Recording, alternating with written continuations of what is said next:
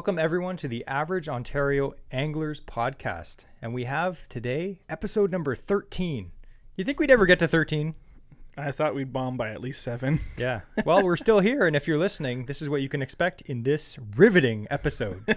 Today's episode is all about fishing pet peeves. Now, Andrew, I didn't ask you to do this before, so you don't know, but make your best pet peeve noise. Sorry, huh? Wow. That's mean. Make your favorite pet peeve noise.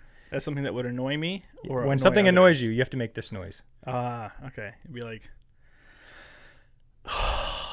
Just a sigh. A good, That's pretty exasperated sigh. That's pretty good. I'll show you mine later. But anyway, this episode is all about pet peeves. And all the questions or the points that we're going to cover today were sent in by you listeners on our Instagram channel. Now, before we start on our pet peeves, Andrew has a very interesting fishing fact. Ooh. It better be interesting. Also, last now week... you just made me step up my game, so... Well, here's the thing. 2 weeks ago, you were like, I'm going to give you a number rating. But then you actually gave me a letter rating. So this time, I'm going to give you a number rating. We'll see what happens. All right. Andrew, the interesting fishing fact. Go ahead. Okay. So I was thinking of strange baits. And I don't mean like... Norman Bates? Not that strange. Okay. So I don't mean like those guys where you see like the videos and they're like, I'm going to, will this catch fish? And here's an iPhone with a hook on it. Like, I hate that. I put a treble hook on a Nerf gun. Let's see what happens. Like, you're fishing for fish that are just going to hit whatever moves. It's not exciting. So I was looking at actual bait that we just oftentimes don't think of for fish. So, for example, the first bait I'm going to talk about was actually landed a world record fish. And it was 2001. It was a blue catfish, 116 pounds. Wow. And that was caught in Alabama, I believe. Alabama? I don't know. Didn't write it down. So it was caught in the States in 2001. Do you want to guess what that bait was? A hot dog? Nope. You're kind of close, though. Heavily processed meat. Kielbasa? It was Spam. Oh. So canned meat, they cube it and they just stick it on a treble hook and they go for catfish. And he was known in the area of catching large catfish, and then he actually landed a state and world record blue catfish using Spam. That's amazing. Another one is raisins, specifically golden raisins. And they mimic essentially the dried fruit that like fall off bushes and stuff on the riverside or on the side of the bank. And people will actually use them for catfish and carp. So I thought that we talked about before about having interesting. I know we asked Carpy Andrew if he had caught anything interesting on weird baits. Carp on weird baits. So raisins could be one to try, perhaps golden raisins. People certainly don't like them. They're good in the trail mix, I guess. But specifically the golden ones. And what they say is when they land in the water, they start to rehydrate, and they actually will give off their fermentation, and that attracts the fish supposedly. Another one, which is odd, vegetarians will love this one, zucchini. Not that they vegetarians would be like catching fish, but the zucchini. So apparently you cut it in half so the flesh is exposed, and then again stick that on a treble hook. That is used for carp and catfish as well. Something I had never heard of. Gum. That's chewing gum. That's full on MacGyver right there. Oh. So yeah, chewing gum. Apparently you chew it for a few minutes till it gets like, you can like wad it and you just wrap it around your hook. You ever use it like power bait, like dough? I've never used this stuff. I don't know. I'd never used it myself, and then I got outfished by a guy in the East Coast, and all he was putting was power bait dough on a hook, and he was outproducing me. I couldn't catch a thing, and he's like, here, another one. Like, it didn't make sense. So I guess it's similar to that, but again, it's like generally fruit flavors are best for those. Here's one. Soap. Have you ever heard of using soap? Like a bar of soap? Yeah. No, that's super weird. That's bizarre. So it makes sense when you think about it. What if you had to guess, why do you think soap at all might be a fish attractant? Does it have to do with like something like the pH imbalance or something? You don't have to think that hard about it. Okay. I don't know. So soap is made from lye and fat. So lye is like ashes, kind of similar, and fat. So when you get pure soap, like without all the fancy like dyes and odor and stuff like that, perfumes, it's often made like I believe Ivory soap is still made with beef tallow. So it's beef fat that's like rendered down, and that's gives the soap consistency. So apparently they'll cut a chunk of that off, put it on a hook, and catfish will eat it. It's a catfish bait. I kind of want to try that one. That's interesting. But it seems like catfish will basically eat anything. A lot of these are for catfish. Yeah. It's like I'm sensing a pattern here. Yeah. But I was thinking it's in a survival situation, that's a good tip to have. But it's also if you are really packing light, you can turn your your personal hygiene bag into your bait pail as well. And again, if any of you try any of these weird things and catch a fish on it, please let us know. Or if you have 100%, let us know if you use this stuff. Because we're certainly not going to try it. Another one is peanut butter, which this actually makes a lot of sense. So they take peanut butter and cornmeal or pieces of white bread, and they roll it together, and they put it on a hook, and it's like a boilie, essentially. And they use it for carp. Yeah, I can see that. Yeah. I would try that. A couple others that are kind of honorable mentions is chicken livers, which I know I've used before. I'm not sure if you have, Jesse, but No. again, for catfish. Yep. Bacon, raw bacon. Some people say it's better hickory smoked, but by far it's general consensus on the bacon side of it. I don't know how big of a pool that is that you're pulling from for information, but rather eat bacon than give it to a fish. yeah, me too. And then cheese, which again, great snack Yeah, true. for both you and the fish. So if you lose your bait or you run out of bait and you look into your lunch pail, you can probably use something to catch fish. And like people have used like their peanut butter and jam sandwich and they're like, oh, this is all I have, and they'll just like put on a hook. And yeah, like I said, catfish, they're just very opportunistic feeders. So if they in any way or form sense that seems edible, they'll just stuff it in their face. They're like the slimy swimming goats of the sea. They'll eat anything. Tin I like cans. goats. I like that. Yeah. And they have little chin whiskers too, just like a goat. So by you mentioning catfish earlier, you kind of ruined my punchline at the end of it. But Okay. that's fine. Go ahead. I'll pretend to be surprised. All right. So, what do you think is the common theme of all of these things? I don't know, Andrew. If you could use any of these to catch one particular species of fish, what would you say it would be? Oh, man. I can't think of anything. If you said tarpon, you're incorrect. That was my second choice. So catfish. And I'm not sure about, again, like the record was a blue cat, but I'm sure all catfish are pretty similar in their diets. But yeah, that's my interesting fishing fact. And again, some of these seem a bit bizarre, but hey, if it catches fish, it catches fish. You don't need fancy stuff to catch fish all the time. So that's interesting. I think I want to try the soap one just because it's so bizarre. I'd like to see if it's even possible. Well, here's the thing. We're going on a fishing trip this fall to a river that has a lot of catfish in it, channel catfish. So maybe that might be a good time to try it. I'm down. Okay, we're going to try it. We'll get back to you. So in September in our podcast, we'll talk about Andrew's soap failure. If in September in our podcast, if we don't mention soap, it's because it didn't work.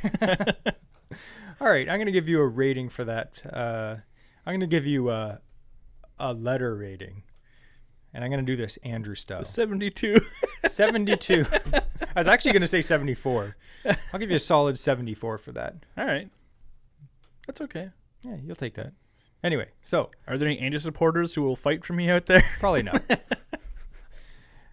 Anyway, so we're actually really excited, before we get into our main topic, to talk about our podcast sponsor of episode 13.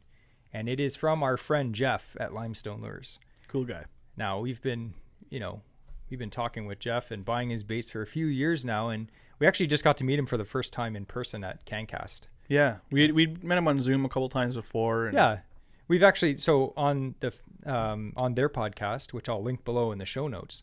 They actually had us on as a guest twice. Yeah, and it was It was us, Jeff, Adam, and Ben from Paddleheads.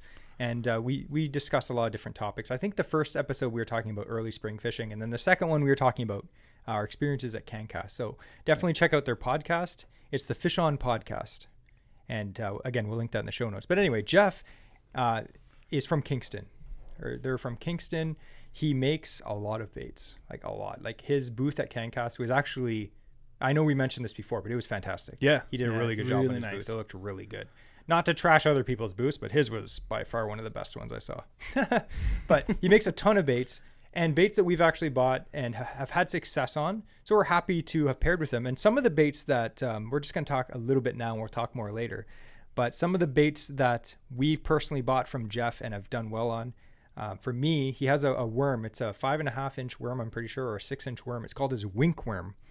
Mm-hmm. I like the names that people come up with for their baits. I always think it's funny. But the wink worm, it's a straight tail worm. It's like a finesse worm. You can fish it on a shaky head. You can Texas rig it. You can probably wacky rig it too. What I was doing with it is I was power drop shotting with it. And I was drop shotting a slightly heavier line, probably about 10-pound fluorocarbon, maybe 12. And I was fishing along weed edges for largemouth and smallmouth. Now you can oftentimes drop shot use a lot of smaller baits, but I actually like using a bigger profile, especially in the summer when their metabolism's up and they're looking for bigger baits. Catch bigger fish, I think that's what happened. But he has the wink worm. We did really well on that in some of the Kawartha Lakes. Lots of good colors, and it was really good for me. And other baits that we bought, he also makes a really good drop shot bait called the Ripple Worm. Yep. I know we picked up some at CanCast this year. He has a new color, that color shift color. Yes, it's pretty cool. It's very cool. So if you haven't checked that out, check out his Instagram page. He has this, I don't even know what it's called, the color shift. It's like you look at the thing and it's like brown. And then you hold it up to the light, like any UV light, anything like that, and all of a sudden it shines through and it just goes blue. So if in low light conditions, or when it's not like direct sunlight right through the bait, you're going to get kind of like a blue halo effect around like the brown. It's pretty cool. It's very interesting. You have to see it to understand what we're saying. So definitely check that out. He also makes paddle tail swim baits, which are classic. I actually bought a bunch of packs of his green pumpkin brown color. Mm-hmm. And I use that on the back of a swim jig. You can also just put them on a jig head. He also makes tons of ice fishing baits. Yeah, I bought the Duke, which is his big swim bait, 6-inch, or big paddle tail. Yep. And that's gonna get some use this year too. Musky, it's a really nice size paddle tail. Like it's thick, not crazy long. I think it's 6 inches or something like that. So it's perfect for like those predator fish to get that big strike, but it's not so crazy that you can't cast it with your moderate gear. For sure. And then he also just started making tubes as well. So his tube bait is called the Rude Tube, which is pretty funny. Anyway, we're going to get more into what the giveaway actually includes. We're going to kind of do that halfway through the podcast, so stay tuned for that. But we're going to get into our main topic. And as we mentioned before, it is fishing pet peeves. Now, on our Instagram, if you ever want to interact and have something added to the podcast, make sure you follow our Instagram, because that's where we accept all of our Q&As. So I put up this poll at lunchtime today, or when we recorded this, and I have 80 responses, and some of them are all the same. A lot of people are really peeved about certain things. So I put them in kind of an order that I think would be funny. So we're going to talk about them and see where it goes. I think this will be a funny episode. So one of the biggest pet peeves that a lot of people have is ramp etiquette. We just experienced this too. Yeah. So we have a story to start off. So like ramp etiquette, if you're not aware, when you're backing your boat into the water, you should be fast. You should be efficient. Yeah.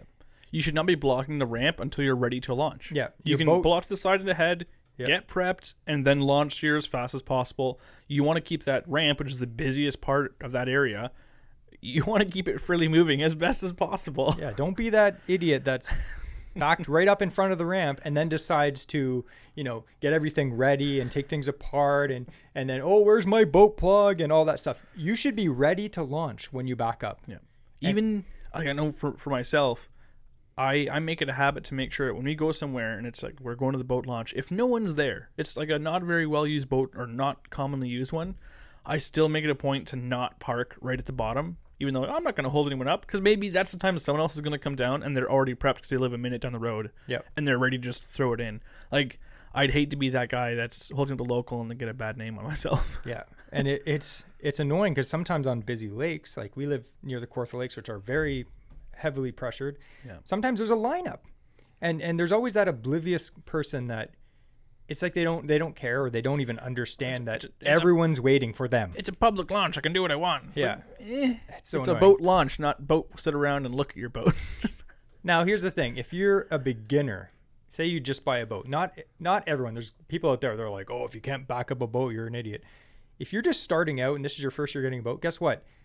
It takes some practice. Yes. Again, you shouldn't get overly mad if someone's trying to back up their boat and it's not happening the first few times. Be patient, give them a few minutes, let them do it. But at the same time, don't be that person that gets to the launch and has no idea. Like maybe practice on the side road or in a parking lot. Practice before you go, because we have an example of that. So we were fishing for crappie last week or a few weeks ago now. And someone was bringing in a Sea-Doo. Now we were ready to come in. Andrew was about to back up the trailer. Yeah, I in the boat. So generally, what happens? Jesse dropped me off on shore, so I go grab my car and I backed on the trailer, and we pull up on the trailer, and I drive out of the launch. Like we're in and out. And I drive right onto his trailer, and then he hooks it up and pulls it out, and we're out of there in like 30 seconds. So no one's at the boat launch when you get there. Like no one was there. I drive up, and I'm just about to get into my car and drive. Another guy in a truck in a Sea-Doo trailer starts backing down the ramp. Yeah, because there was a guy who was buying a Sea-Doo. He was out in the water. Yeah. And it was funny because they had like... Sorry, my mistake. The one guy launched this, right, he launched the Sea-Doo off his trailer. No problem. He was gone, pulls his truck out. I go to pull my car down. Another guy whips into his other truck on his own trailer now to the guy who's buying the Sea-Doo. I'm like, I was technically next in line. Yeah. And I'm waiting in the boat and and these guys, it's funny because they run like $130,000 dually pickup truck and they did not know how to back up a truck at all. In fact, what happened is the one guy was backing up the truck after several attempts. It was pouring rain too. I was like waiting in the boat. Yeah. They actually, two of the guys got out and lifted the trailer up back down the ramp while the guy backed They held it up and just walked behind the truck holding the trailer. Had no idea how to do it. Now, like, again, probably the first time he's ever backed up a trailer, but at the same time, be a little bit prepared when you're going to do that, okay? But this happens all the time, and that's why there's so many people. The other big thing with that too, though, is even after that, they get it on, they pulled up, and they parked in the middle of the road. Yeah. Because the trailer wasn't weighted properly, because this is the first time he's put this Sea-Doo on it, so it was really back weighted. So they had to start, adjusting the trailer, but they're parked in the middle of the road, getting all these tools out, trying to move this thing. Like we had to ask them to move. We're like, your truck. We need to leave now. Can you guys like move your truck? And they're like, oh yeah, we'll move it. It's like, guys, come on, man. So it sounds like we're being harsh on these guys. The thing is, it's aggravating because there's such a more simple way to do it. And here's the thing too. I've been on boat launches, and I remember going camping with my dad. My dad was experienced in driving his trailer, and there's someone else at the boat launch and they might be struggling, and there's people getting upset, just because people can get upset. That's fine too. But again, be patient with those who are learning or who might not be super comfortable yet. And you'd see them getting flustered. So my dad, he just like, hey, like, would it help if I backed it down for you? Like they'd offer to help and they'd be so happy, and dad would go, one shot, it's in there, pull the boat up, just help him out. If you're polite and be nice, you can often help the situation instead of just exacerbating it and making things worse. Yeah. So the etiquette can be on both sides. Like make sure you're a good person. Be patient. Yeah. Yeah. And offer some like good help if you can. Yeah. And to add to the point before, we were talking about those guys at the boat launch that didn't know how to back up their trailer. We're not mad at the fact that they didn't know how to back up their trailer. We were mad at their oblivious behavior of wasting so much time parking in front of the boat launch, like stuff that you would never do. And it was probably just ignorance. They didn't know. Obviously, they had no clue what they were doing. They had no clue about that. But like, come on. Yeah. Anyway, we could go on about ramp etiquette for a while, but we have so many points to cover. So we're just going to zoom to the next one.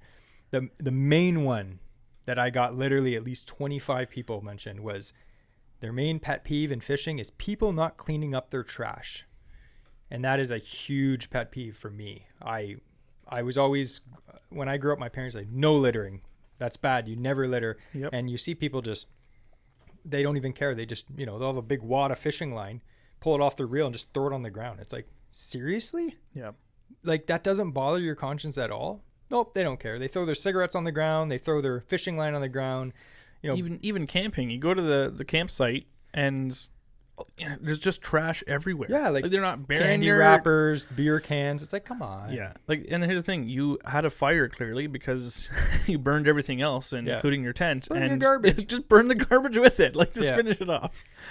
Like we talked a little bit, I think maybe 2 episodes ago, about fishing around private property and like how you can't. And this is one of the main reasons why places get closed is because people litter. And like we've gone to, remember that pond we used to fish? Like you'd go there and for a while it would be like, you know, clean. Pristine. And then you'd go there and people would dump a whole bunch of garbage out of their truck. It would be like garbage bags. Yeah. Like mattresses. That's dumping. Bikes, that may not like, be fishermen per se, but don't leave anything. Yeah. Literally. Not like, well, how many times do you go to, you know, you go to the bank and you're fishing, and let's say you have really good etiquette yourself and you stop, oh, I'm going to fish this hole, and you stop to look around and you see Tim Hortons cups. Tim Hortons worm cups, worm boxes everywhere. Like, fishing lure packaging, fishing line, all this stuff. Come on, guys. Clean it up. Take it out with you. All right. I'm really mad now. I'm like, you know, like the let's go to a lighter one. All right, this one is more like, it's a more funny one, and I thought this was funny.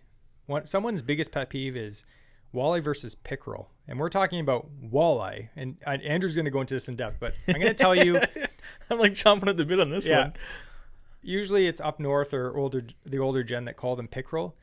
The fact is, they're not called pickerel. They're actually called walleye. That's a scientific fact. Yes. You're wrong if you call them pickerel. You're allowed to call them whatever you want. You can call them. My grandpa always called them pickerel.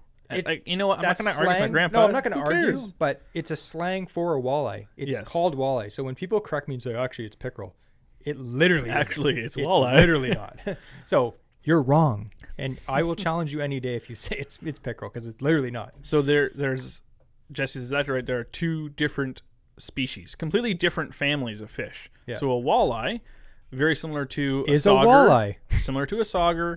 The crossbreed is a sawguy. So those are similar fish.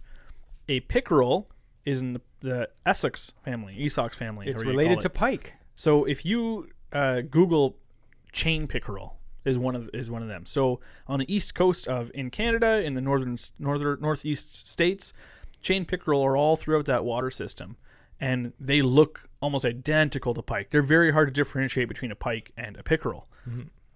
That is what a pickerel is. So if you are talking to anyone who has both of those fish in the area or in their province, and you ask them, oh, where are you fishing for? And they say pickerel, you know they're talking about chain pickerel. If you're fishing for walleye, they will say walleye. They have to differentiate them because they have the same species. Here in Ontario, we don't have the chain pickerel. So for many, it just became, like you said, like slang, and they didn't feel the need to differentiate it because there's no confusion over here. Yeah. So really, it's walleye, guys. Come on. All right, the next one, and this was also a very popular pet peeve. A lot of people get infuriated by sea-doos. I had literally probably 25 plus people be like, that's when you get the 80-pound braid and the 1 ounce egg sinker. Yeah. I'm just kidding. So here's the thing, like, I'm sure it's a fun hobby. I've never been on a sea-doo myself. Because I wouldn't own one because they're expensive, but if I rented a cottage and there was one there, I would have a blast on it. Oh, 100%. And I have nothing against people that like sea-doos. On small lakes, no. Yeah. Annoying.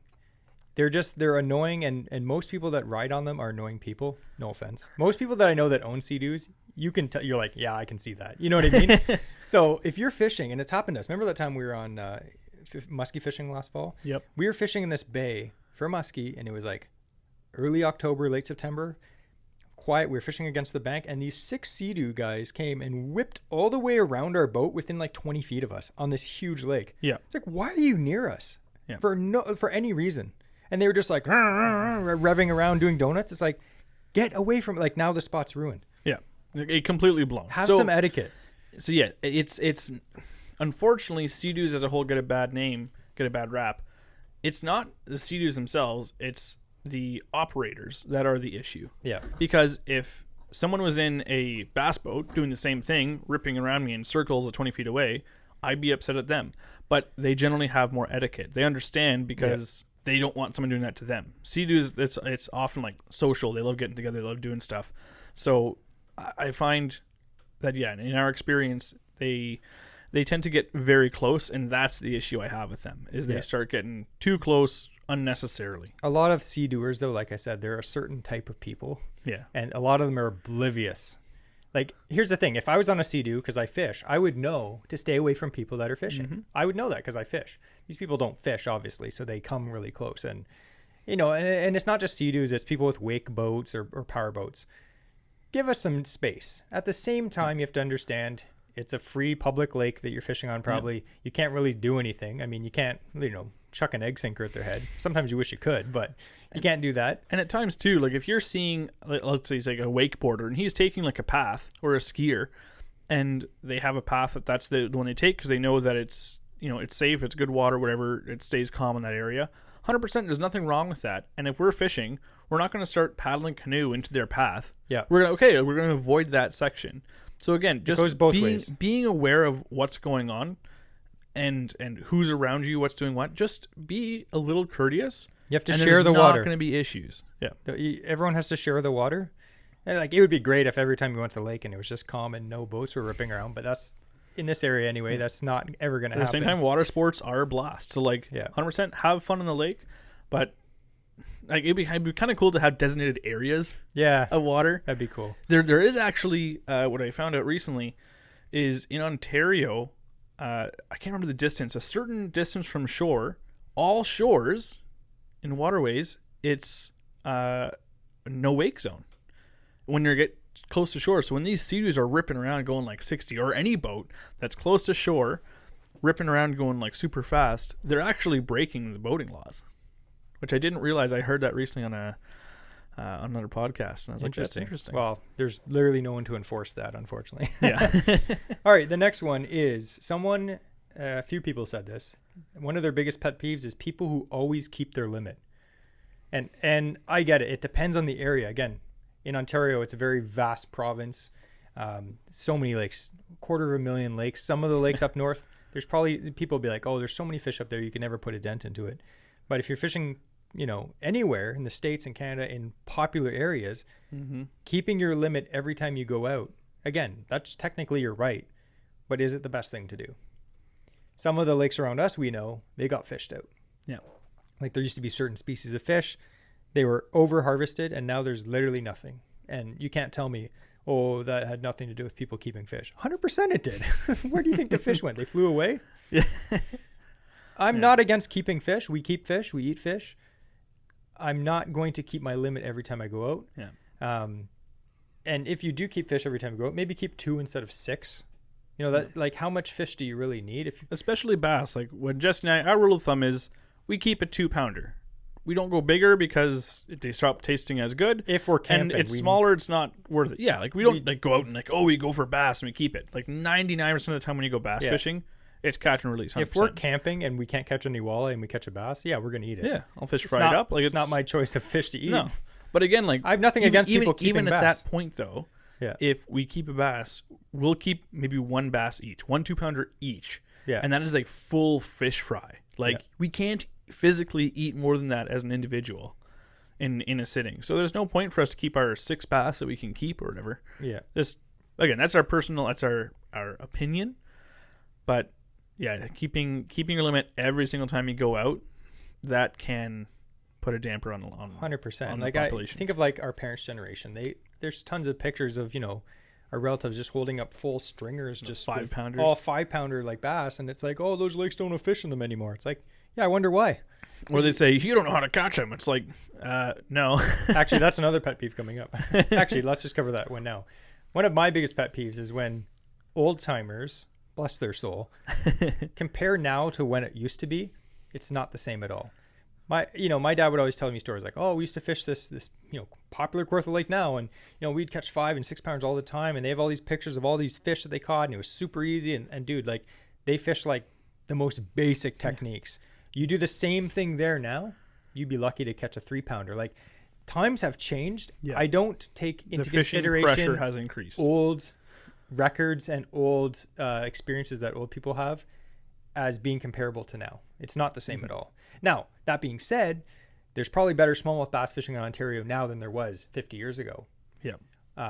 Or at least more accessible due to electronics and stuff like that. But size-wise, though, like St. Lawrence, like the bass are the bigger than gobies ever. are bigger with the warming waters and stuff like that in general. But in the general, growing season is extended a bit. Fishing can, again, using electronics and all modern technology and techniques, fishing is easier than it is. But the fish populations are a lot lower than they used to be. And the fishing pressure, there's a lot more anglers out here, intelligent anglers fishing, and the fish learn. Yeah, and they can even pass it on to other generations. They've proven that as well in certain species. and they get turned off, they'll learn to avoid certain things. Even now with forward-facing sonar, Yep. they're having learning. to advance it further and further, because before it's like, 30 feet away, you could catch that fish. Now you have to cast 100 feet away because they're hearing the ping. Yep. So, They're yeah, not dumb. there's better technology now, and it's amazing. But at the same time, the fish are becoming more and more pressure. Not the fish is getting smarter, but it has learned to adapt to the pressure that's on these species too. They will adapt, and they will be harder to catch. That's another reason why, always new lures are coming out. Because a lot of these lakes, like a lot of the cool new innovative lures come from Japan, right? In Japan, they have several lakes that are super pressured and clear. Yes. That's why they come out with all these crazy bougie BFS. techniques that help them actually catch fish, because the fish are so pressured. And it's not even, slightly as pressured as that here. But that's why new lures that come out, professional anglers or guides are always willing to try new stuff, because it might give them a slight edge for a little bit, where they can catch more fish. And I honestly believe that sometimes little differences could make a huge difference. Mm-hmm. All right. This was a popular one too. A lot of people are annoyed with a terrible net man or woman. Now I have to I say, definitely used to fit that category. no, I have to say though, the last few years, me and Andrew, we're on the ball when it comes to net. Like we've never lost a big fish at the net. Especially like half the insane muskie that we've caught that have been flipping through the air. Like I've got them in for Andrew and he's got mine in. Yeah. Like it's been good. But I've even had some like your big bass last year. I was able to net that. Yeah. And it's through the hook like midair, and I still managed to grab that thing. But I've seen horror stories and videos of people like have like a Yeah. 50-inch muskie and some guys just like stabbing at it. stabbing at it. So I get it. It's inexperience. Yes. There are some basic techniques of how to net fish, and I think the one main one is head first. Yeah. We should do a video actually on netting fish, because that'd be informative. Because that's a good skill to learn in order to anyone. keep your friends. Yeah. Always net the fish head first. Never chase the fish. If you try to scoop it by the tail, it'll just jump away from you. It'll spook. It touches the tail and they spook. Done. Yeah. There are a few different techniques, but definitely if you want to keep your friends, like Andrew said, you literally have to learn how to keep fish. If you want to get invited back onto that bass boat, don't lose his personal best on him. All right, next one. A lot of people were peeved by this, probably over a dozen people. Line crossing. Yep. And we have a story about that too, but a lot of this was people talking about steelhead fishing or salmon fishing in the creeks. Yes. Because when you fish in the creeks, again, a lot of these creeks aren't huge, and you're fishing, and there may be a lot of people along the bank, and you all kind of have to synchronize your drifts. So your lines are all going down at the same time. Everyone lifts up and kind of casts, and it's all synchronized so that no one gets tangles. Now, does this always happen perfectly? Hey, if you and your buddies are great at fishing, or you have a lot of experience doing it, it might be pretty flawless. But guess what? Not everyone is as experienced. Yep. And things happen. The air got to it. Like things happen. You get tangles. And people will oftentimes cross over your line, or like say you're drifting down, someone will just cast right over your line. Or if you're fighting a fish, sometimes you'll have a fish on, someone will cast over your line, and sometimes they'll hook your line. So we have actually a story about that. And Andrew will start off this because it just makes me mad. So we were shore casting. Wait, my mad noise. Okay. So we were shore casting for salmon, which, if you're interested, we have a great video about that on our YouTube. little plug there. We'll put the link down below. So we were fishing at a harbor, and we're casting out, and again, there's a few guys along the bank, and it's about 100-foot or 200-foot section of bank. And it was nighttime. Nighttime, we're all using glow spoons, right? And you fire it out straight, because all the salmon, they're coming around, and they just follow the bank side. They just swim in giant circles in the area as they stage. So you don't have to cast like left to right like we talked about in our other shore casting. You can just cast. You just cast straight, and as salmon move along, you hope that your spoon's in front of them. So Jesse had cast out, like hooks this great salmon, and it starts jumping, and it peels off some line. And as soon as I hooked it, I'm like, fish on. You're supposed to yell fish on so people know there's a fish on. And so the guys beside us, like they reeled in their lines. I reeled in my line, and Jesse's fighting this fish, and then it makes a beeline all the way like hard left, and it's about 50 feet from shore still, but it just rips along the shore like 100 feet to the side. So Jesse yells to the people down there, fish on, fish on. It's heading your way. Yeah, to give them fair warning, and like they just 9 of the 10 guys pulled in their line. Yep. Another guy just casts again, guy right just- over top of the line. Yeah. And then all of a sudden he's yelling, fish on, and Jesse's like, you have my line. Because I had constant pressure on the fish. At this point, the fish had done its initial run, and it was kind of just, head shaking down there. And I felt just like pulls. Yeah. And I'm like, the guy had snagged my line and was pulling on it. And I said to him, you snagged my line. Like, you're fighting. And he's like, no, it's mine. Like, it's a separate my fish. And then I was like, watch your rod. So as I pulled my rod, his rod would bend down. I'm like, clearly you've hooked my line. And we're all using glow spoons. And so, again, it's at nighttime. So what you see is this Jesse's rod bent in half.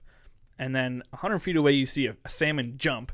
And then 20 feet up the line, you see this glowing spoon. It's like, clearly that's not even in a fish. Yeah. So eventually Jesse, again, this guy I fought him kept for like telling him- 10 minutes. Yeah, kept fighting I it, kept refusing telling to him say. though. I said, like, open your bail, let me get this fish in so you can get your hook back. And he's like, no, I'm hooked on the fish. That's your spoon. This guy, he was clearly a moron. Yeah.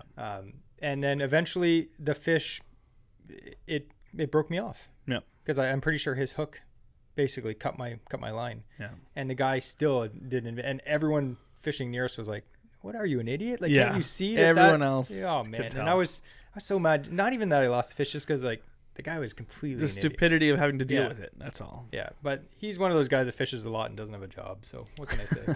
I'm assuming. All right, next one. Poor fish handling. This is a big one for me.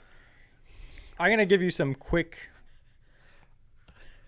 Jesse-isms right now. All I can think of right now is a while ago, Jesse had this picture of a steelhead sent to him, and he's like, Andrew, look at this. And we were asked to share it on our Instagram feed. Yeah. And I look, I'm like, what is that? Like a log? His thing was like double battered, rolled in Mud. mud and sand. Like look at this sweet steelhead. Like, that thing looks like trash. Yeah. There's so much dirt in his gills. Like, what's going The on? fish 100% So, died. yeah, that I think of that sometimes. Every time it just makes me like crack up because Yeah. the audacity to think, oh, post this, it's a great picture. Oh. You can't even tell it's a trout. Yeah, that's a log, sir. So if you're taking pictures for Instagram for fish, yeah, again, respect the fish. That's the main thing I say to people. Respect the fish. A lot of time when we're fishing for steelhead, if you want to pull them out of the water to take a picture, that's fine. But remember, this fish just exerted all of its energy. It's having a hard time catching its breath, and then you're holding it out of the water, so it's basically suffocating. And they'll hold them out of the water for like 30 seconds, 60 seconds. They're on the bank just gasping for air. Bring a net with you for any species. Bring a net, keep the fish in the water, take it out of the water for a quick snap, put it back in the net. Easy. If you're ever fishing and taking a picture and your fish is covered in sand, you did it wrong. If you're ever fishing and want to take a picture and your fish is covered in dirt and leaves, you did it wrong. If you're ever fishing and taking a picture and the fish is dry, you're doing it wrong. That fish is going to die. It's very disrespectful. A lot of people do it, and a lot of people are like, oh, I forgot my net at home. Most Don't anglers are great at this. Yeah. And again, a lot of the time it's the inexperienced that are doing this. I see a lot of bigger accounts, and they'll be posting pictures of fish that have tons of leaves and sand on them. It's like, That's true you as well. literally just bank that fish, and that's very disrespectful Yeah. to the fish. But again, do what you want. If you want to disrespect fish, that's up to you. But that's a huge pet Just peeve know for you're me. getting judged heavily on whenever Yeah. you post that photo. and you're probably like, you're all high and mighty, but I guarantee if you look through our posts on Instagram, generally speaking, Yeah. we try our best. It's one of the things, like me and Andrew, we invest heavily into proper nets. Like Yeah. we're huge on nets. When we Steelhead got fishing, into- muskie fishing. Yeah, when we got into muskie fishing, Yeah. Jesse and I pulled our money together to purchase a muskie-sized net because we wanted to be able to land this fish effectively, And get it released, because we're not going to respectfully. keep it.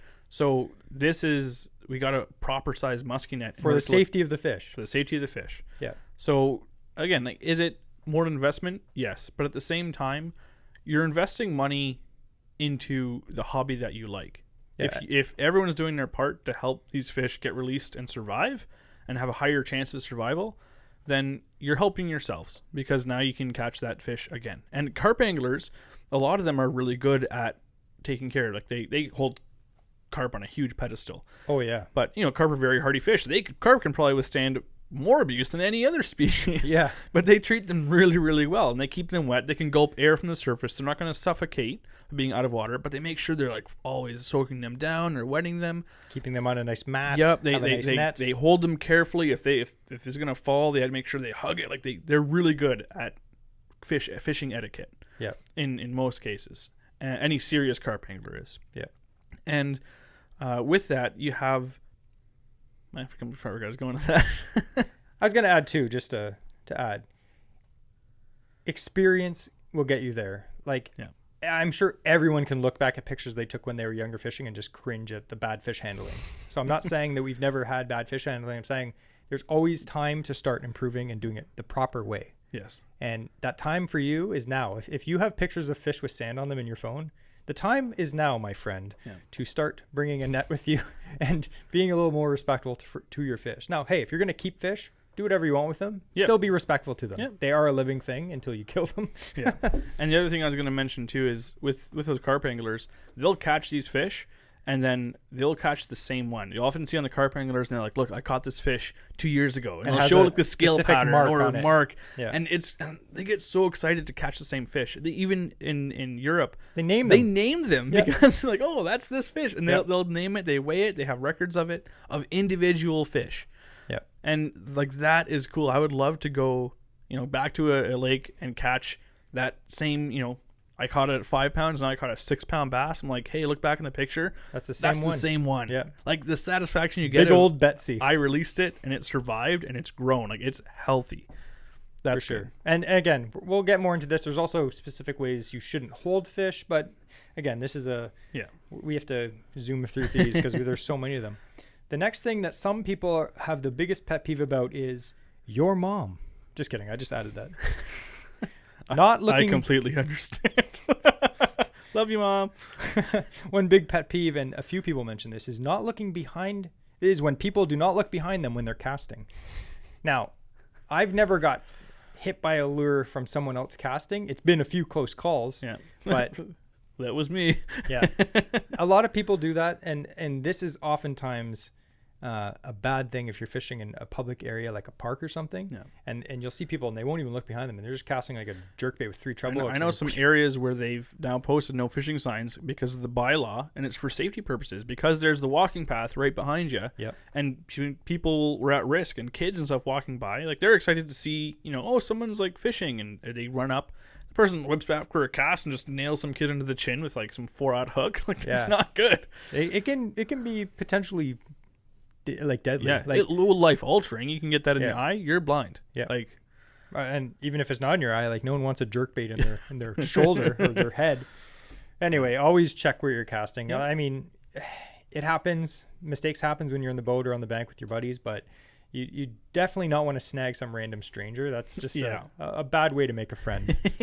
All right, the next one is a lot of people. I want a rom-com now where that's the meet cute. Like, he hooked her, and now she's hooked on him. I'd see that movie. So a lot of people have an extreme pet peeve about people who don't know the regulations. Now, that's I know, one of mine. I know that's big for you, and for me too. I find it extremely annoying because a lot of the times it's so accessible. I found it's an excuse. They know they're breaking the law, and they just say, "Oh, I just don't know. I didn't know." And it's like, okay, if you are trying to hide the fact you have a sack full of walleye during their spawn, you know that that's not right. Yeah, like it's so yeah. Or they have like, oh, there's possession limits on this, and they just are throwing and filleting everything quick so that you can't tell what's in the bucket. It's like, okay, but how many 4-inch bass did you catch or 6-inch bass and fillet along with all the sunfish, and you way past your possession limit? Yeah. So stuff like that is you're just hurting the populations you're hurting the fish as a whole because these regulations are there to protect the fish. And these are they have closed seasons for a reason. They have possession limits for a reason. And again, we keep fish sometimes, but again, we don't keep our limit every time. We don't see there's a need to ourselves. And we definitely don't keep over our limit because or fish out of season. Yeah, and you know what though? People that don't follow the regulations, they're not anglers. Yeah, they're what I like to call poachers. If you don't follow the regs, like the regs are easy to find, they're online. Generally speaking, they're fairly easy to understand. I mean, maybe there's some confusing parts about exceptions. They're you can find free. out. Yeah, they are free. The booklet is free. You look find it up that online, free. Yep. And generally speaking, you can download a PDF. You can view it online. You can, You can ask people. You can ask other people like, hey, there's a lot of times like at the ramp, and someone will be fishing there, or they come up and like, hey, like what are you fishing for? And like, oh, we're going for bass, we're going for walleye, going for crappie, and they're like, oh, I'm hoping to do that too. How many can you keep? And they'll ask, okay, well, this is zone whatever, and I'll often try and talk to them and help them so that they can then learn how to read the regs in the future. Because I'm like, hey, like, it's always a good idea to check every year because they change. Just every year, just double check if it has any changes, if there's any exceptions. But you can pull it up right in the phone, and I'll show them on the phone if I can of the regulations, where they are, and how to read it, so that in the future, it might just be ignorance. They don't know how. So take the time if you can, and educate people on how they can find that information for themselves. For sure. And like, again, it's out there. You can find the information. And again, sometimes like there are people that do it on purpose. Yeah. There are people, again, you said they're just ignorant to they don't know. It's maybe their first time fishing. They didn't know you couldn't keep. Like I know I have some friends from overseas that came over, and they didn't know. They were like, oh, we're catching all these fish, filling a whole bucket. I'm like, you can't do that. That's illegal. And they're like, oh, I didn't know. So again, it happens. Yep. But again, be polite. Maybe the person didn't know. I wouldn't just start screaming at them and stuff. Just tell them. Anyway, before we go on, we're gonna talk a little bit more about our podcast sponsor, Limestone Lures. Now, again, on this podcast, we like to partner up with companies that we personally have been dealing with for years, and that we can actually, with a good conscience, recommend their products. Mm-hmm. All of the brands that we've actually dealt with, we've actually have their products before we ever, dealt with them on our podcast. So, and again, we don't get kickbacks for this. We're all these giveaways that have happened so far, and all the ones we have planned so far in the future, they are full giveaways. They sponsor by just putting together the giveaway to give to the listeners. Yeah. So, and you may ask, why are you guys doing that? Well, to tell you the truth, we want to have some good giveaways to you guys so that we can get more people listening to the podcast. Again, we're not getting any money off of this. Maybe one day we'll get, $5, but who knows? But some of these giveaways, they're pretty good. Like as you said a few weeks ago, like the giveaways the last few weeks have been really good. Yeah. And actually the whole podcast, really, they've all been fantastic. But Jeff at Limestone Lures, he knocked it out of the park with this one, because originally he was like, oh yeah, I'll give you some baits and stuff. Yeah, no problem. And I was like, oh, that's fantastic. Because we love Jeff. And he showed me a video. He's like, oh, here's all the stuff I ended up getting for the giveaway. And it's like, it's a ton of stuff. Yeah. So this is the giveaway. This is amazing, by the way. So he is giving away 23 bags of baits. 23 bags of baits. And that is $140 value. And he's going to ship that right to your door. So you don't even have to literally put on pants. You can just go to the door, pick up 23 bags of plastic baits. And you may think, what the heck am I going to do with 23 bags of plastic baits? Well, guess what? You don't have to buy baits for a while now. Or you should not be a wiener and give some to your friends, okay? Give some to your friends. And some of the baits that he makes that I'm actually really excited about is, remember we were talking about the Rude tube. Yeah. Tube jigs are fantastic. Yeah. Again, like I said, they're coming back into style, which I like to see, because they've worked forever. They never stopped working. 100%. And the thing I like about Jeff is his colors he makes are really good. Yeah. A lot of bait companies, like, I find it sometimes there's certain colors, like say like green pumpkin. This comes in 100 colors. I'm like, I don't care. I use 6 of them. Exactly. He has the colors that you want. Nothing weird, nothing crazy. Some cool color shift colors, but all the colors that you'd actually want. So we're excited about that. Again, like I said, definitely look at the Ripple Worm too.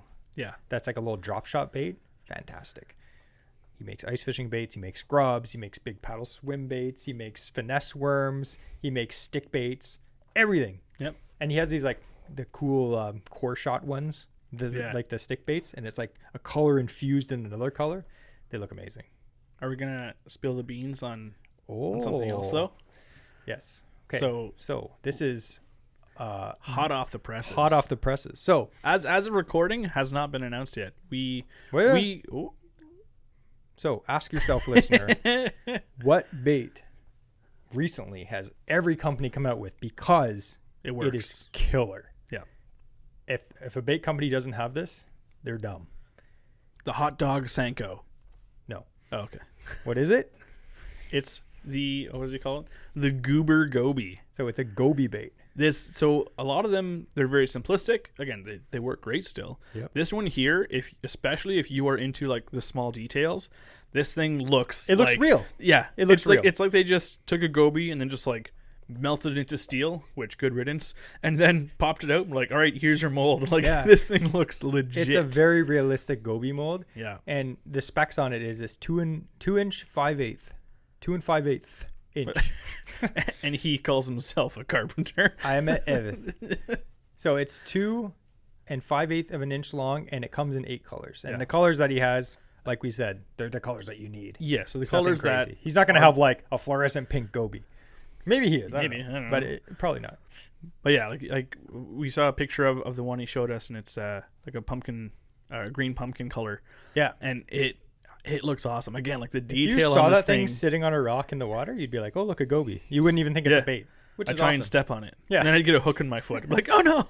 Now, why are gobies so? Why is everyone making goby baits? Now, Jeff at Limestone Lures obviously understands that like gobies in Ontario, again, they're an invasive species. Yeah. The cool thing about gobies is they spawn multiple times a year. They basically have no defense They're mechanism. the rabbits of the water. They are literally, they're dumb. If you ever seen them swim in the bottom, they literally just hop along the bottom. They can't swim very fast. They get big now. Yeah. I've seen them up to 8 inches, Yeah, like big yeah. ones. They're everywhere, and they repopulate like crazy. They're into they're getting into the Kawarthas. They're in the Kawarthas too, now, like, yeah. They're in yeah. the St. Lawrence. They're in all the lakes, Lake Simcoe. Otonabee River is getting some now. Yep. They're all over the place. And the Trent Canal now. They're in the Trent Canal, so they're making their way up. They're going to be everywhere eventually. Now, you may say, oh, like that's bad. They're invasive. But guess what? Fish eat them. They're dumb. The gobies are dumb. Like fish can literally fill up on them, and they literally are so dumb they don't even hide. They just like. Now a couple of things I'd mention about goby is because they're an invasive species. They were not put here on purpose. They were brought over in what was soon to be bilge water. If you catch one, kill it. That's the law. Just get rid of it, take it out of the water. They want as little of them in the water as possible. That being said, they are so common in the Great Lakes and in the Kawarthas and stuff like that. Thankfully, they're not as bad. They thought they were going to devastate all the weeds and stuff in the lake. Thankfully, they're not as bad as initially thought. But all the game fish are eating them. All the game fish eat them. Walleye, pike, And they're especially fatty smallmouth fish. and largemouth. They're a great thing because we oftentimes don't have like the big shad schools and stuff like that or ciscos in our lakes. Yeah. And so these kind of fill that gap. Oh, yeah. So that's a big reason why we talked about earlier, smallies are getting bigger. Yeah. Is because they have, smallies especially, love feeding on these gobies. They sit on the bottom on the rocks. And now all of a sudden their food came to them. And it's crazy. And a lot of Americans would be like, oh, you guys have bass in Canada. I'll tell you what, it's probably easier for a lot of pros to catch a 30-pound bag of smallmouth on the St. Lawrence than it is in a lot of the lakes in the southern states of largemouth. And again, they're giant. That's two reasons. Again, like we already talked about, it's the fact that they're getting bigger because of warmer temperatures and gobies in here, and also because you can find them with the technology nowadays. Yeah. Before you had to, focus on what you could see, so which was shore fishing. So you're catching largemouth. But now you look at all the pro anglers pretty much on a lot of these northern areas in Canada in the tournament series, and they're targeting smallies because the smallies are bigger and they can find them now. Yeah, in deep water with forward-facing sonar. Yeah. Which again, But fish are getting used to it. So guess what? It's not going to be an advantage forever. Yeah, and just I guess for the average Joe, if you're out there fishing and you don't have live scope or forward-facing sonar, or you don't even have side scan or something, do what you can to locate, a couple rock piles. If you can, with your regular, do it the old-fashioned way. Get your depth finder. See, it's like, oh, there's a weird bump there. Drop a jig on it. See if it's hard. See if there's fish around there. If you can find a couple spots like that, go back there with goby baits and just hop those along the bottom. Yeah. And if there's those bass, if they've learned to feed on goby because the goby have taken over in that lake, then you're going to start catching fish. So the goober goby, which is a hilarious name. It reminds me of SpongeBob, Goofy Goober. Yeah. But I was going to say the goofy goby. The goober goby. It's going to be a killer. And ice fishing too. They use them under the ice for lake trout and whitefish. So anyway, we're excited about that. They're not going to be in this particular giveaway. So if you're interested in checking out Jeff's at Limestone Lures goby bait, definitely check out his website. 100%. Again, we're going to link his Instagram, his website, and everything down in the show notes. So if you would like to support us in this podcast, please support our sponsor, our podcast sponsors. That's how you can support us, because the more support that they get, the more willing they are to do another giveaway with us in the future. So anyway, we're kind of running a little short on time, so we're going to go through the last few of our pet peeves. And one of my pet peeves is how fast these podcasts go. Man, like I was like, oh, we have enough time. We don't. So we're going to go quick through this. So one pet peeve that people have is friends borrowing lures and gear and using it or breaking it. I hate that. I hate when Andrew borrows all my stuff. But I don't mind sharing lures, but the rule is you give it back at the end of the day. If you lose it, you buy me a brand new one. I don't care if it's old. You buy me a brand new one. And if you hook me with a bait, I get to keep it. You get to keep it. Yep. That's the rule. My thing is, even like we work with tools for a living. If you need to borrow something more than twice, buy your own. That's literally how it works. After that, it's just becoming an annoyance. A lot of people have pet peeves of if they're fishing with friends that don't know how to tie knots. Now, again, I don't really fish with a lot of people that don't know how to tie knots, because I generally mostly fish with Andrew, and he knows how to tie knots. But I can see how that would be annoying, because like you'd have to tie knots for them all the time, or else if they tied a crappy knot, you'd have to be like, I don't want to lend them a lure because it's going to get... Like when I used to tie improved clinch knot on all my braided lines, I'm like, I don't know why half the time it just slips out. I'd say, though, like a lot of people said they find it annoying that they have a friend that maybe only knows how to tie one knot. Now, very briefly, when it comes to knots, there are a few people that are like, like 20 different knots, or they're like, oh, that knot's not as good as this one. The reality is, if you know how to tie probably like 3 knots, you're good. Yeah. I have 2 knots I use for braid depending on the thickness. I have 1 knot for fluorocarbon and mono, and then I have 1 knot that I use to tie my leader to my main line. Yeah. So I have 4 knots that I use. That's it. I'm fully covered. I don't have any issues. Exactly. And like knots, I hate when people are like, well, I watched this knot strength video on YouTube, and this knot is 98%, and this knot's only 92%. If you're ever straining your gear to that point, you're fishing wrong. Yeah. Okay. I don't care about knot strength. It's more about go with a good knot that you're confident in. Yeah. A lot of people were like, oh, if you don't know how to tie the FG knot, you're not fishing. What did we do before it was invented?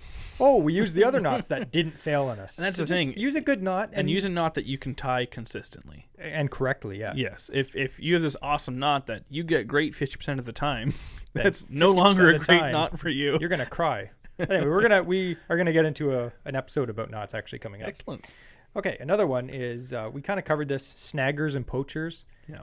It makes my blood boil when I go down to the creek and there's just gutted fish. I've called M&R and a couple people. Yeah. Because again, like you have to. Like it's ridiculous. They'll gut fish, take their eggs, and leave them there, gasping for death, disembowel them. They gut males looking for eggs because they're that much of a genius. If you're that kind of person that does that, I have no words for you. Like, you are literally a piece of trash. If you can disembowel a living creature and just leave it to gasp to death on the side. And that's completely different than anglers where they might keep a small hen. They'll keep the skein. They'll eat it, or they'll give it to a friend who's a smoker who wants to eat it, whatever. Yeah. And they'll keep like their 1 fish a year. They get their skein from it, or they sometimes when the loose eggs, they'll just massage them out. Like, there's nothing wrong with that. That's ethical. But if you're gonna take eggs from a fish, dispatch it in a respectful way. Don't literally do it while it's still alive. That's barbaric. And then be cautious of who you're supporting then with your eggs, because if you're buying eggs from poachers, you're just going to keep doing it. There are places that we talked about before where they get their eggs from farmed fish. So it's not just snagging and stuff like that. These fish were already being killed for food, so it's completely ethical sourced as well. Exactly. And one other pet peeve that people have, and I know these 2 comments, and these are 2 buddies that are messing with each other. People that think spending more will help them catch more fish. And you know who that's from. And I'll tell you a secret. There are people, you shouldn't, here's the thing. When you become a mature person, you'll realize that you don't care what other people do.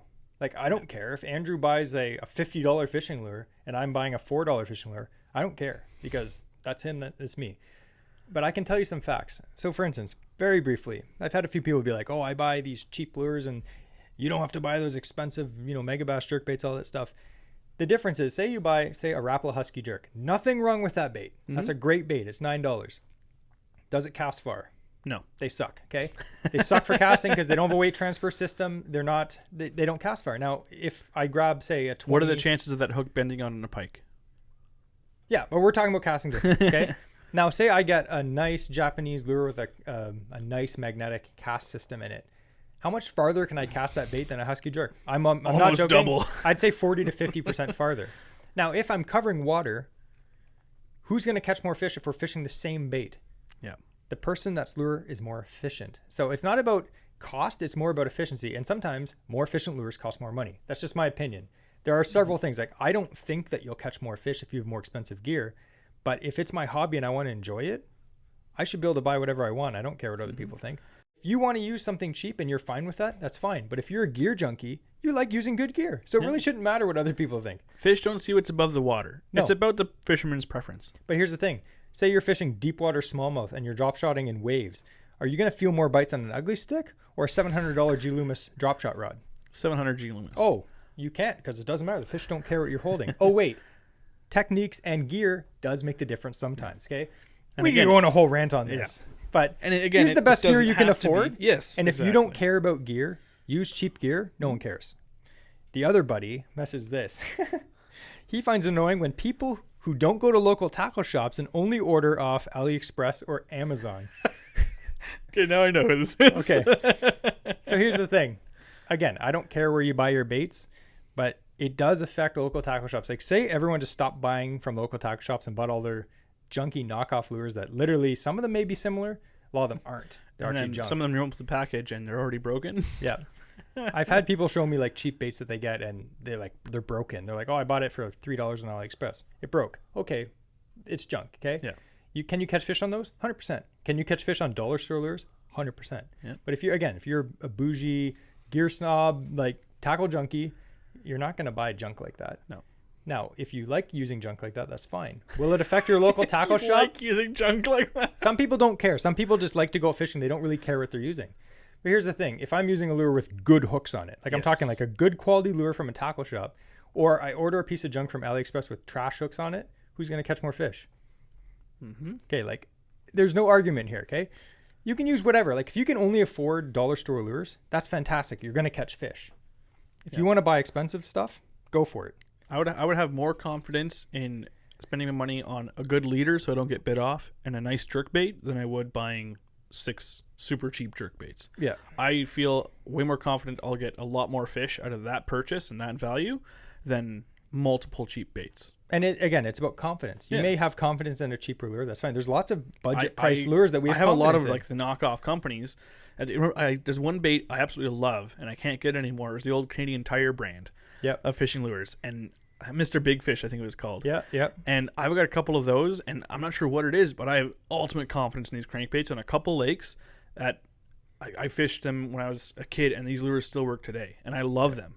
And again, they were like $3 lures. Yeah, 100%. And a lot of these lures, like people be like, oh, they're all made in the same factory. Well, guess what? You know, a Chevy Cruze and a Corvette is made in the same factory. Are they the same performance? No. Okay. Anyway, we're gear snobs. We like gear. We also grew up using inexpensive budget gear. And like Jesse said, buying the best gear you can afford, because for me, oftentimes I'll have, value-wise, a lot less valuable combo than Jesse will. Yeah. Or baits in general. For a long time, Jesse was the one with bougie. Now that I'm getting into BFS, this year I invested in a really nice BFS reel. I saved up. I'm getting some nice Japanese BFS baits. Yeah. But again, I'm investing into that. Because it's your hobby. You like it. I like it. But Invest for a long in your time, hobby. like Jesse and I, we had fairly, opposite range combos. Opposite range. But again, I didn't have the lowest of the low. I would get like a mid price point where I'm getting some of the good features, but I can still afford it. And for me, that's still like my perfect range that I love to be in, because I can still be effective on the water and my pocketbook isn't as sad as it could be. Yeah. The other thing too is like, it's about your personal enjoyment. Like, I don't care if you want to use a lower price combo. I have lower price combos that I use as well. Like if I'm going fishing with my nephew, I'm fishing an ugly stick. I'm not fishing like a G Loomis. But those times when we're fishing together and I'm like, oh, here, try this rod. When you cast it, you're like, oh, this is so nice. Yeah. That's what it's all about. That's why people buy expensive cars or people buy a nice couch. It's because they enjoy it when they use it. Okay? Yes. Don't judge other people if they decide to enjoy their hobby, or don't judge other people if they feel like they don't need that, because some people don't care. They just want to go out and enjoy the fishing. They don't really care about the rod and reel in their hand. Like some people that are like, oh, I'd never spend, $200 on a fishing rod, but they'll buy $100 bottle of scotch. Yeah. It's like, okay, like we all spend our money on what we like. Boaters cutting you off on the shoreline or fishing too close. And we kind of covered that. Like we all have to share the water. Remember that time we were out fishing that Kawartha Lake? And we have a slower boat. Guy in a bass boat cut us off. Yeah. And we were casting clearly towards a certain area and he drove right in front. So I whipped a cast right in front of his boat and he yelled at us. Hey, you see I'm here? It's like we were fishing along this bank and you cut us off and basically put his power poles down right in front of where we were fishing. Yeah. And I find, no offense to guys with bass boats, they oftentimes have a bit of an ego, I've noticed. Yeah. And they think that they are the king of the lake. They get to fish where they want. And they'll plug your fish too. Like we were fishing earlier this spring and we don't know the lake super well. So we're just fishing like the shoreline up, the edge. And every single time we'd go to we're approaching we're working our way up to that spot. We're going to fish on the way there because we have a slower boat. And this guy kept ripping, he'd pull up his anchor or his power poles and rip over right in front of us and then fish that spot that we were going to. It's and he does that 4 or 5 times along the way. It's like, look, man, stay at your spot, go to the end, work towards us. Take half of it. Why? Yeah. Why are you plugging all the good spots on us as we go along? Yeah. So again, it's annoying, but I mean, we all have to share the water. But guess what? If I'm fishing along the shoreline and someone cuts me off, I'm going to cast directly towards them. Yeah, that's just the way it is. Because the thing is, the shoreline is the shoreline. You can cut someone off, but go way ahead of them. Yeah. I shouldn't be able to cast a bait and hit your boat. Jokes on them though, because we were fishing behind them and still catching good fish. Yeah, that's actually funny because they were fishing through spots and then we'd pull up to some area and pull some crappie out that they clearly didn't catch for some reason. Yeah. Anyway, 2 minutes before us. So anyway, I thought that was a funny episode because there's a lot, and seriously, we didn't get to cover even half of those. There were so many of them. Yeah. And some of them I just didn't want to do because they were just too angering. It's like, But again, we'd like to thank Jeff at Limestone Lures. Again, if you don't win this giveaway, which we're going to announce on our Instagram, so make sure you're checking that out in our stories. A lot of people have asked me lately, maybe that are new to the podcast. They're like, oh, how do I enter? You can only enter on our Instagram account. Make sure you follow us on Average Ontario Anglers on Instagram. We will post a question and answer poll on our stories, and that is the only way you can enter for now. But again, we'd like to thank Jeff. That's a huge prize. Yeah, that's awesome. 23 bags of baits. And I saw that it was just a big pile, but there's a bunch of tubes in there. Yeah. There's a bunch of worms. I do like that some of our giveaway partners are starting to compete a bit with each other. They're all stepping up their game because we've been getting such good ones from these awesome people who are supporting it. And that's making the next people that come in all right, I have to do just as good. And it's great. And again, we love it because we get to give it away to you guys. And the more people that get interested in it, the more benefit these companies have because they're going to get more customers and they're more likely to give bigger prizes. So again, that's why we like to do the giveaways every single week. And we've been really fortunate to have some awesome companies that are supporting us. So that being said, if you are a smaller company, contact us and we can definitely work out a smaller giveaway if that's what you can handle at the time. Yeah. We don't want anyone to give it beyond their means. Oh, for sure. Because again, this is a fun fishing podcast for local Ontario people, and we're happy to support large companies and small companies. So definitely send us a message and we'll get back to you on that. So again, 23 baits from Limestone Lures. If you win, check out our Instagram. Make sure you're checking that because, man, all these giveaways, I'm like, dude, I wish I could enter.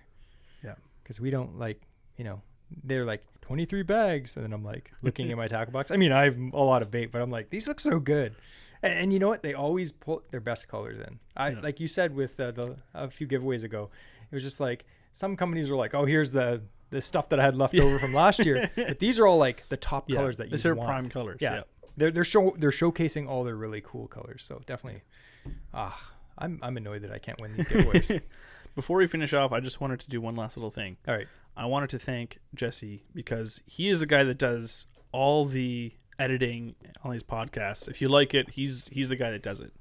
So I just wanted to thank him by giving him the Fish Award. Oh. So this is for your excellent work on the podcast thus far. Sweet. And if there's anything that I am ever deemed worthy of for receiving an award, feel free to just give that back. I will pass on the trophy. And now, if you're listening to this, it's a little where'd you find this, Valley Village? It's a little trophy with a golden trout jumping out of the water on it. But I'm honored to hold this. Thanks, man. Yeah, you know what? just to end off this podcast, we'd like to thank all of our listeners. We actually get a ton of messages every week on our Facebook and our Instagram. People are like, you know, we really like the podcast. You know, I started listening to it. I'd never listened to a podcast before, and I decided to do that. And we've had a few people say, how can we support you guys?